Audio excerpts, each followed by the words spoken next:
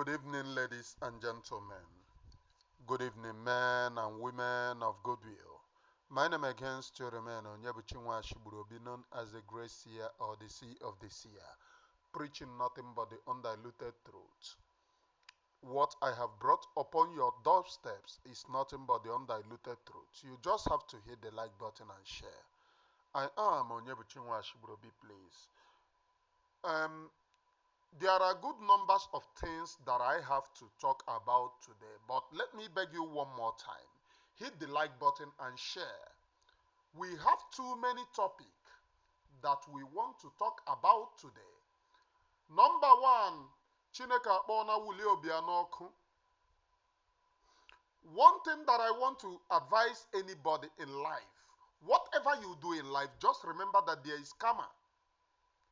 There is karma to anything that you do in life.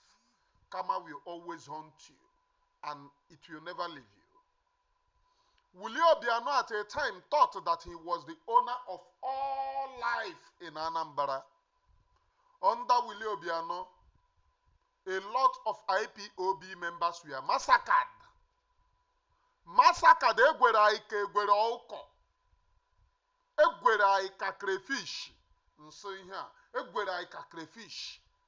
Ọkọ gbara n'agba. Crayfish in Anambra State on the command of Willy Obiano. Some people will say, oh, is he the commander-in-chief? Is he the one commanding the Nigerian military? He is the chief security officer in Anambra State under the Nigerian Dracula Constitution. If he refused the president to send army to his state, the president will not send army. Ngige did it during Ngige tenure. Ngige refused army to come into his state. Rochas Abawa Hausa did it. Despite the fact that we are insulting Rochas Abawa Hausa, none of IPOB members were abide in his state. He said, no IPOB member was arrested in Imo State while Rochas was in charge. Not even a single foul. Go and verify it. Mazen Nnamdi Kanu used it to speak when he was talking to them. The dead but walking hope Ozademma. He told him when Hope Rochas was there, not even a single IPOB member was arrested in Imo State. And that is the reason why posterity still laugh at Rochas till this very moment. Irrespective of the fact that we talked about him, though there are too many reasons why we talk about Rochas Abawa Hausa, but one single, I must be sincere to you. Nobody was arrested. You can go and verify. Mazen Nnamdi Kanu said it on his program. But under Willy Obiano, a lot of people were arrested. He used stout the same way Soludo. Was it not Soludo that said, oh, he's not going to use stout, that Willy Obiano used a lot of stout? Under Willy Obiano, who born you? Who born you? Stout, he used stout to beat people, to stoop for buy people. But Soludo is stopping the game of touting. Soludo is number one in touting. You know, newly, whenever they take over, to motivate you to think that they are Umdeshibo mother, they will say, oh, tout is doing this, tout is doing that, not under my watch. Peter Obi did it. But Peter Obi used worst tout in Anambra State. He used tout.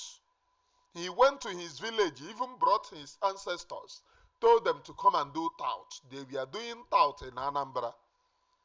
But when he took over newly, he told you, oh, tout will not be in my government. He ended up using tout. Willy Obiano took over a branded toutism, and people were paid in their large quantity. I am telling you what I was there under Willy Obiano. Then Willy Obiano felt that no, onye ka ya obu si maka onye obu governor. gọvanọ Anambra steeti. Ọ na-aga na-egburi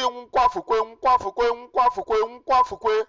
He never knew that he was burying himself alive. Mgbe a na-egburi pongo. That is the type of alarm a na-egburu ndị eji a na-ebulaga. Mgbe ị gara ga kwa ozu na village unu. Is this not the type of alarm eji wee bulatara gị ozu? That is the same alarm egburu Willy Obiano. Under Willy Obiano is when you saw them. They kpai the IPOB members. After kpaiing them, they rest their foot upon the people that they have kpied to show them that they have nobody to speak for them, to show them that they have nobody. But they never knew that Almighty God in heaven is the person that we have. And only Almighty God in heaven will act for us, which he did. He acted on our behalf because we have nobody. We have never kpied before. A lot of our people, we are kpied, massacred. Nke na-agbawa m obi. Nke na-agbawa m obi ụmụnne m. Nke na-agbawa m obi ise kemkpọ. Ma onwe m n'ebe a kara ebe onye nwụrụ anwụ. Because abịa n'ọsọ ndị mmadụ agbalagochago ọsọ akwụ m ebe aha. Ndị amị mgbe a na-ereke ndị nwụrụ anwụ anọ m dia. I was staying at the one upstairs like this. I don't know how to. Ebe a ka m gbara ga kwụrụzie. Mgbe ha chụga ndị ọzọ, they were passing me and going. None of them gairi m aka n'akwa. Nọ na-atekwa onwe m mbọ na-ajụ onwe m, are you a human being? Are you alive? Are you alive? But then I keep on posting on social media then to update the people and update the world on what is happening. Very, very painful part of it. Too painful that these individuals, this individual, not individuals, before njiri oyibo kpọọ onwe m iyi maka ama m ihe ịsụ oyibo ji adị mma n'ọnụ ma ama m asụ. This individual called Willy Obiano unalived our people, bore our own people. At the end of the day, where is he? Vanity upon vanity. Everything is vanity.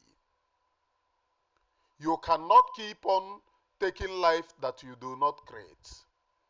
If you do not create life, don't dare take life. Life is very, very precious. I am Onyebuchi Nwashigburubi, please. Life is very, very precious. So if you do not create one, don't take one. But we must continue preaching on this very holy gospel, on this holy platform. The only thing that I am mandated to do here is to tell you and preach to you the gospel truth. There is nothing as good as it. Nothing more, nothing less. If you are thinking that I will come and romance words here, I am not born to romance words. I am not even born to mice words. I don't know how to do it. Brew that undiluted truth, put on your doorsteps. Take it like that. Today, the Wabingo, as an onward in London. But when he was buying other people, he thought he thought that all the whole world belongs to him. But he never knew that one day he is going to die and leave everything. Celebration ni no neme I know that when people were during his tenure, and they may invoke everywhere. Ka Chineke kpọọ ya ọkụ, ọ fọrọ Soludo onye nke unu hụrụ today. Soludo is biting more than he can chew in Anambra State. But the only assurance that I have for you people is that we will see how it will end. Most of them, they behave like they don't have brain. But we are here. The ends justifies the means. He who laughs last laughs the best. Not everybody who first of all call police wins a case. Are you getting me? It's not under must when you call police you win the case. We are here, we will see how it will end. Many have done more than Soludo, and today where are they? Nowhere to be found, because we are genuine. Our hands are clean, and we are on rightful and truthful paths, because we are the children of Chukwu Abiyama, the first on the planet Earth. And what we do preach is nothing but the undiluted. Eziokwu nke Chineke ana-akọ mmiri. That's the only thing we preach, and that's the only thing that we must preach. Then second one is that USB is soon to 500,000 ejemma. 500 million ejemma na ha chọrọ ịrụ Biafra headquarters.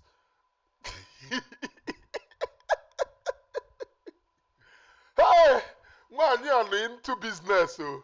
Tọrọ na 5 million ejemma na ọ chọrọ ịrụ Biafra headquarters. Ọkwa a gwara m unu na onye abụ waziri ike Promax.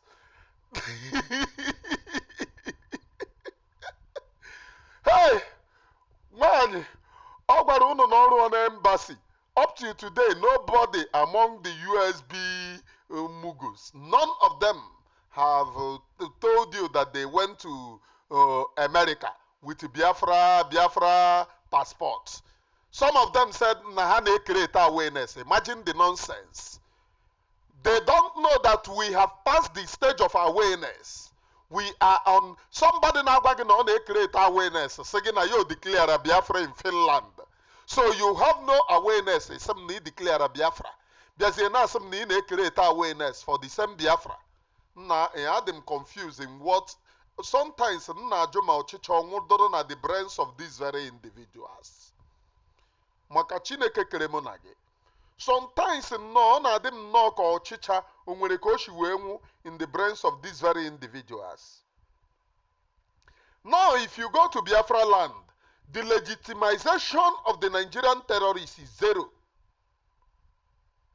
Onye rụrụ gị embassy na America nwere gị commander megide commander Caterpillar nyekwuo commander to onye police. Bịazie gwa unu na ya atụrụ unu whistle. Very disorganized people. Unto ọkwa also one whistle, one of the whistle cost is it 90,000 90 something 90 cents 90 something cents, which is close to $1, one whistle. Oboro unu 5 million whistle, which is about 4.something million dollars. Ebuba na-ego a. 4.something million dollars, my brothers and sisters. If you give the angels on the ground such a money, by now we are controlling our territories. Mana agwara unu na ọya ka eji wee belatara unu whistle. Ihe njikwa gwa unu ihe abụ unu na-eme ka ndị asụfuru asụfu. All these very people supporting USB, unu na-eme ka ndị asụfuru asụfu. None of you reason. Ọ na-eme aka ọrụ unu bum unu mapụ. Banhom nke aka ọrụ unu echi na contradict nke anyị akọrọ unu nwanne echi. But none of you ask question. Nna ịkọrọ anyị here and here. Let's put it together. It doesn't work. Mana ha nọ ebe a na-asụ unu isi. Many people have left them. Na ebutere n'unu whistle. Whistle cost $4.something million. $4.something million. Ego ole ka this man on the ground need in order to proclaim territory. Up till this very moment, ego shichara unu whistle. Whistle, new arrival. Up till this very moment, nobody, you have never seen any body picture telling you this is whistle. Expender of 5 million whistle. Kwa ihe agwara unu. Nke a Ghana. Ha bana ha nyere whistles Caterpillar ego. Caterpillar butere unu ammunitions. Na Caterpillar bulatara unu ammunition. Unga celebrate. Caterpillar voice here. Somebody should please, if you have that Caterpillar viral voice, send it to me, please. I need that viral voice, please. I need it. Very, very important. Because I saw somebody doing a very wonderful job by compelling Caterpillar viral voice. I think Barawa may upload such a voice. It's very wonderful voice. I need it, even though that Barawa himself, I do not know. Barawa himself, the pastor. Only not in this very struggle. Nwunye gị nọkwa far from Akparawa. Ana m atakwa mana ana m ata nwunye mmadụ. I dey chop my brother, but I never chop nwunye mmadụ. Because I must confess my sins. I'm not like people that will hide their sins. I must confess my own. Chineke nọ n'eluigwe chu ime ebere. Ya mara ebe o yeshi emere m ebere. You know, when I was begging money on social media, telling people to contribute money for me, one woman sent a voice na o nwere njọ mmere na asịsị ihe a na asịsị mmeke confession ka Chineke wee gbaghara m. And that woman voice, we are among Ngozi Oragbueze them, because such a person have sent mụ na ya kọdụrụ ọnụ dide ọ na-agwa m na mma anwụ na o jide egbe ọgbagbuo m. Ọkwa onye na-akpọ Chukwuzi ka Chineke gbaghara m. Onye na-ekwu na ọ ya egbu onye ọbụla na-asọpọtụ Ngozi tinye ọta apịa apịa. Ọ ndị na ya abịa pirichiri m Chukwu. Chineke kpọkwa ha ọkụ. I am onye bụ Chinwashigburobi, please. If you love me, love me. If you hate me, hate me. In fact, if you love me, pretend as if you hate me. If you hate me, pretend as if you love me. I will know, I will hate you. So there is no too much words. If you love me, love me. If you hate me, hate me. After all, when you love me and when you hate me, it's still the same. It's still the same. A freedom fighter does not go for names of people that will love them. But let me continue with my preaching on this very platform, please. Let me continue with my preaching on this very platform. Very, very wonderful that you know my preaching, that you understand my own mission. My own mission is to bring undiluted truth. Please hit the like button and share. Very, very important that you hit the like button and share this very program as well. Very, very important. In fact, it is very, very important. Please. I am Onyebuchi Nwashigburobi, please. Now, this very woman moved from caterpillar to ammunition. Caterpillar to China ammunition. Up to this very moment, the legitimization of the Nigerian terrorist. In fact, what Nigerian newspaper is reporting now is that Alibo is scam, all thanks to Master Simon Ekpa's arrest. Which means all the things that they are telling you are lies. Whistle lie, ammunition lies, commanders lies. Even how make commander, make police, Nigerian police officer commander. Ọkwa ihe unu pụtara sị m na nnege. All here they deceive our people. You go out, our people are being deceived. And they want to, because I do not support them in their lies and deceit. So they said,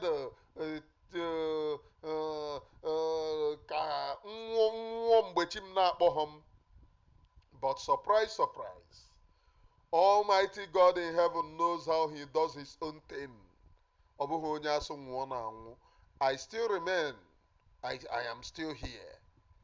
And those who wish me death will see the glory of Almighty God in heaven on me. I'm here. I have committed no crime against Biafra. No crime or whatsoever. I am whiter than white. No crime or whatsoever. In fact, I am more than whiter than white. If I need money, I used to tell you people here, blackmail so na Oge Nkere kwuru m ụgwọ. The same people say Oge Nkere kwuru m ụgwọ. The same people put a blackmail that onwe ebe nso na esom na Oge Nkere, esom na Ngozi Oragbueze, esom na ebe. That means I am Nigerian agent. The same account ha ji wee sị na akwụrụ m ụgwọ, the same account ka ha jikwa wee na-confess na esom n'oge nkere, esom na their government. That means I am Nigerian agent. Very, very confused and disgruntled individuals. Asụ unu tụọ 500,000 eje, ịma ihe a na-agwa unu, I mean 500 million eje, $500 million ka a na-akpọrọ unu maka eje is equivalent to a dollar. $500 million ka e wee rụọrọ gị headquarters. Sensible people, you have not controlled your territorial integrity. 4-point-something million has unu ha ji wee belata nano whistle, can buy ammunitions, can buy any amount of ammunitions, but it have been embezzled on whistle. A bruise or gwa unu n'ọkwa 90-something cent, 90-something cent. N'ụmụ akari ogori ha kwe ho ha. Mama. O nwere onye ya eri something million. How many million dollars? Happy ị na-egilite ịhụkwara ụdịrị akwa ọ na-eyizi. Ọ na-eyizi ha mma egosi unu picture Ngozi Oragbueze before and now. Before and now. Ọ na-eyizi high classified akwa. Unu nọrọ mama. Ihe ọhụụ ụmụ ihe niile ụwazirike mere. Atụrụ ego arms ndị ụwazirike. O nweghị onye hụrụ arm atụ today. Ịjụ ụwazirike question ya asa ka a ga-ewepụ gị. Sị na ị chọrọ ime ya overthrow. Atụkwana under Ngozi Oragbueze. Tụkwa ma nke paspọtụ, tụọ ma nke ihe a, tụọ ma nke embassy. Na ihe ọ chọziri ịnara unu 500 million eje. Hey, na mama Ngozi Oragbueze tụọ lesa. Ajoinekwana m ịkpọ gị mama. $500 million. Na like play na ihe enye m ebe 5 million. Na ihe enye m ebe 5 million at least. Ụmụ bingos gị ya nọ na shout mama ha na-arụrụ ha headquarters in ebe Nigerian soldiers juru, Nigerian police juru. Ọrụọrọ gị headquarters of every Biafra ihe a ha makwana ihe ha. After all, wazirike eriri ndị mmadụ mugu. They did not use their brain na. So continue. Mama tuale. Mama Ngozi Oragbueze tuale sa. Ebe ị dara ha na-eri ha ihe ịbụ mama ha. Maka ọ bụrụ na ebu boarded men ruola nọrọcha na-ele m anya dobe isi ka korotun. Nọrọ ebe a na-ele m anya ọ bụrụ na ha na-erizin n'isi ha. They cannot be telling you that you are mama. Ị na-eri ha mugu. Zodo ha ọkpa n'isi na-ara nne ha. What type of human beings are these? I never see. That is one thing that I can tell you.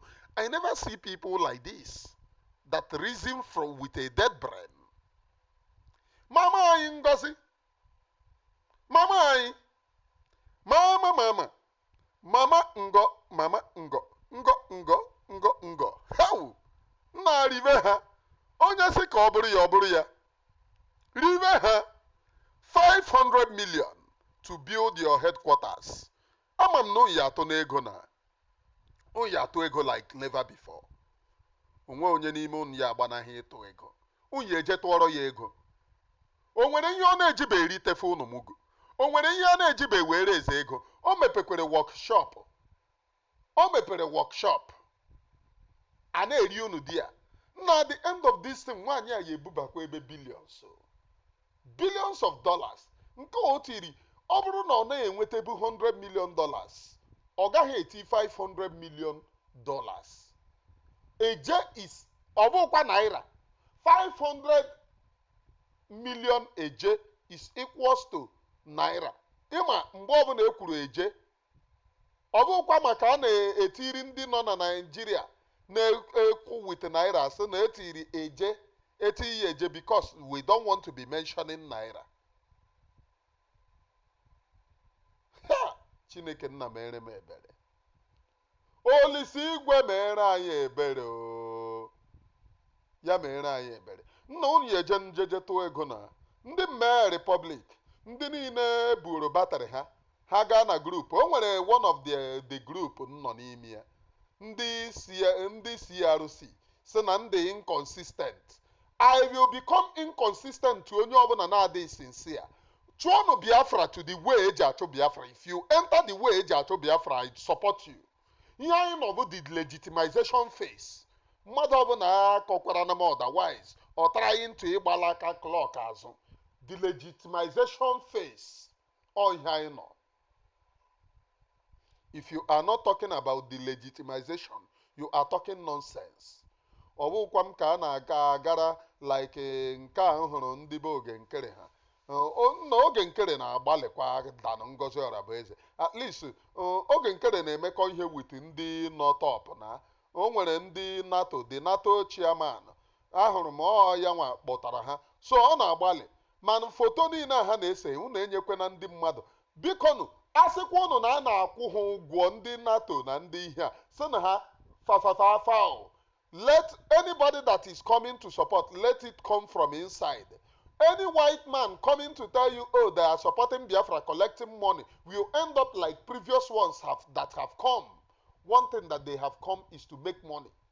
They will make money out of us. Any white man supporting us must support us voluntarily. Not ibia na Korea ego asai na na-eme ihe a. 1 year a na-akọ ofu akụkọ, 2 years a na-akọ ofu akụkọ. Ihe m bịara bụ to enter into Biafra. But Oge Nkere na-atry, ọ na-agbalị than Ngozi Oragbueze. Ọ na-agbalị. At least, watch ya ndị ha na-eseko foto, ọ high profile. Ngozi will hide under one Nokia 3310. No, na-agwa ha sị ha, Musa is killing us, President Tinubu with Musa is killing us, President ka ọ na-akpọ ya, President of Nigeria, including the Biafra territory that ha na-akpọkwa Nigeria. So if you recognize him as a president, that means you are now saying that we don't deserve to be free as a people. You must not recognize him as a president.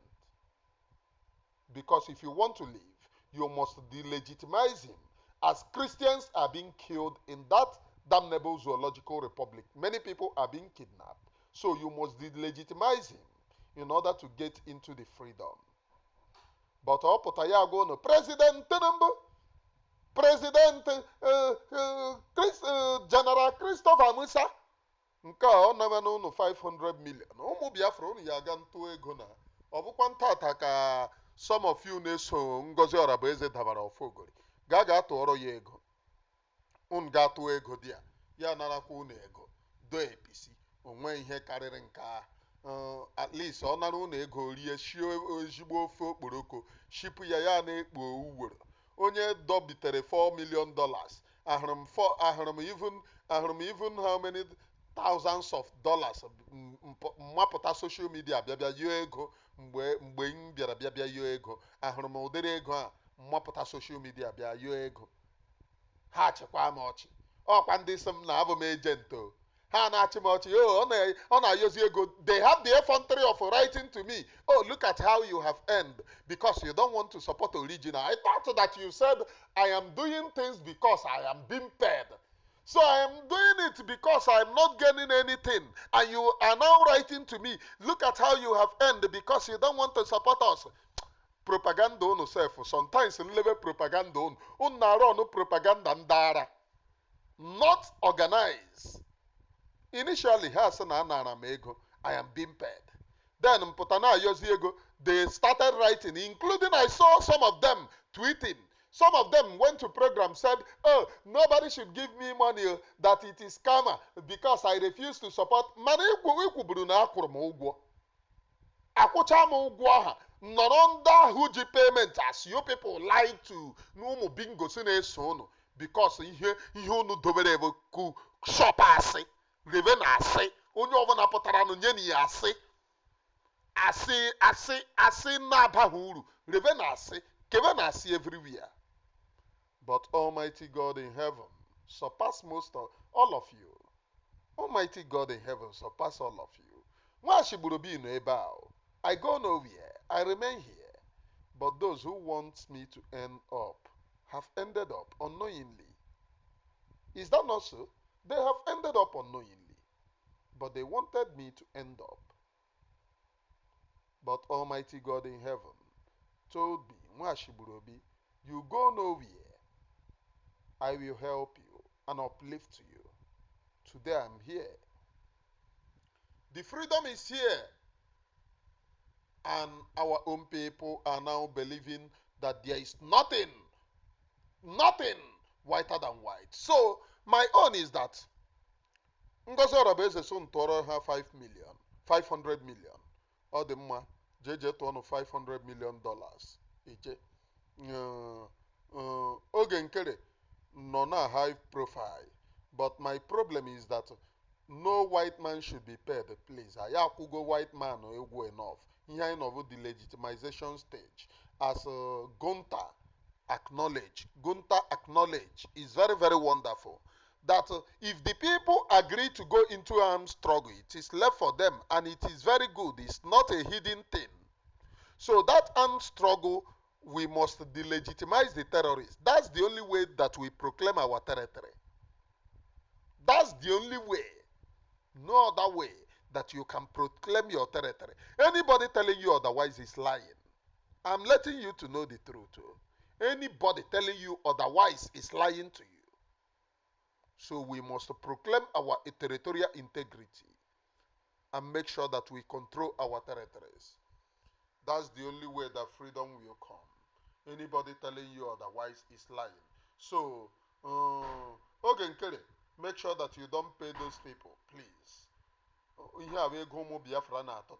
Don't pay them. Let them do it voluntarily. Ndị na-eso Madam Psychiatric nke Georgia, oya ga tụọrọ n'iya ego. From me from here, it is goodbye, please.